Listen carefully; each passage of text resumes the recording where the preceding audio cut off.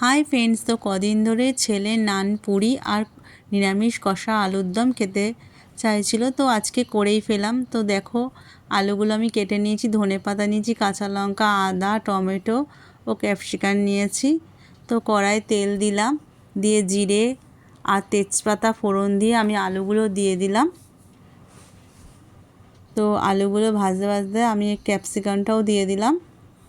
দুটো একসাথে ভালো করে ভাজবো লাল লাল করে। তো এর মধ্যে আমি একটু আদা বাটা আর একটু জিরের গুঁড়ো আর টমেটোটা দিয়ে দেবো। আর একটা মিক্সির মধ্যে চালমগজ, কাঁচা লঙ্কা আর পোস্ত নিয়ে আমি এটা পেস্ট করে নেব। দেখো, আমার পেস্ট তৈরি হয়ে গেছে। তো আমি ওই কড়ার মধ্যে একটু হলুদ, লঙ্কার গুঁড়ো আর এই পেস্টটা ওর মধ্যে দিয়ে দেবো এবং সব কিছু একসাথে দিয়ে আমি ভালো করে এটা কষাবো। যখন আমার এটা কষা কষা হয়ে যাবে, এর মধ্যে আমি টক দই দিয়ে দেবো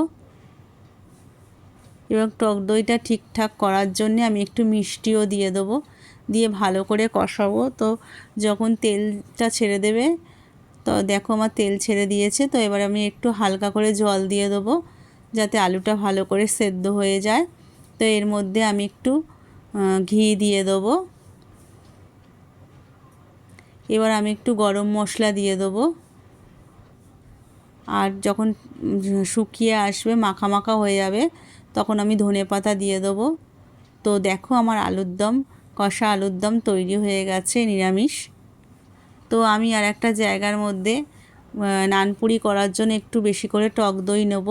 বেশি টক দই নিলে এটা খুব ভালো হয়। এবং টক দইয়ের মধ্যে আমি ময়দা নিয়ে নেব এবং ময়দা নিয়ে আমি এর মধ্যে বেকিং পাউডার আর বেকিং সোডা দেবো এবং নুন দেবো, একটু মিষ্টি দেবো, দিয়ে এটা ভালো করে একসাথে মিক্সড করে নিয়ে একটা ডো বানাবো। দেখো, আমার ডো তৈরি হয়ে গেছে। এবার আমি এটা ঢাকা দিয়ে 2 ঘন্টার মতন রেখে দেবো। তো আমার 2 ঘন্টা হয়ে গেছে। তো দেখো, আমার ডোটা তৈরি হয়ে গেছে একদম সুন্দরভাবে। এবার আমি একটু বড় সাইজের লেচি কাটবো, বড় বড় করে লেচি কেটে, কেননা বড় বড় লেচি কাটলে খুব ভালো হবে। এবং এটা বেলে নেবো, লুচির থেকে একটু বড় সাইজে বেলবো এবং ছাকা তেলে এটা ভাজবো। দেখো কত ফুলেছে। তো এরকমভাবেই ফুলবে প্রতিটা নানপুরি এরকম ফুলবে এবং খুব সফট হবে। তো আমার নানপুরি ও কষা আলুর দম তৈরি হয়ে গেছে। তো এখনের মতন টাটা।